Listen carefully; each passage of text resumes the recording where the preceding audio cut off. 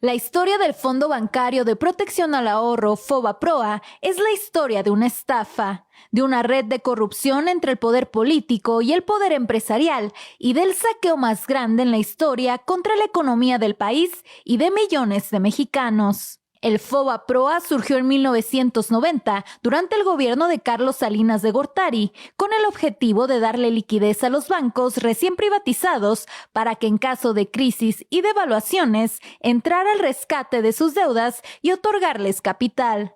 Originalmente el FOBAPROA era un fideicomiso privado administrado por el Banco de México. El FOBAPROA tenía un precedente directo. En 1983 se creó en el Banco de México el Fideicomiso de Cobertura de Riesgos Cambiarios FICORCA, con más de 10,000 millones de dólares para beneficiar a empresas establecidas en México que tuvieran deudas en dólares. Su primer director fue el entonces joven economista Ernesto Zedillo Ponce de León, recién doctorado en la Universidad de Yale.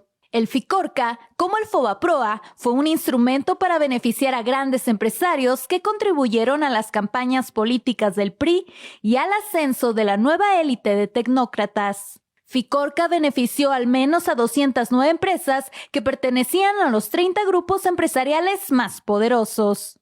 En diciembre de 1994, tras el final trágico del sexenio de Carlos Salinas de Gortari y ante el escenario de un enorme déficit en la cuenta corriente, a su llegada a la presidencia de la República, Ernesto Zedillo decidió devaluar el peso de manera discrecional, avisando solo a un grupo selecto de empresarios nacionales y extranjeros, provocando con ello una fuga de capitales súbita, el aumento de las tasas de interés y la consecuente quiebra de millones de empresas y de mexicanos que no pudieron pagar sus deudas con los bancos.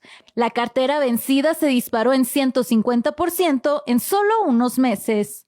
El efecto fue tal que entre 1994 y 1996, la población en pobreza aumentó en 17 millones de personas, para sumar un total de 64 millones de personas en pobreza.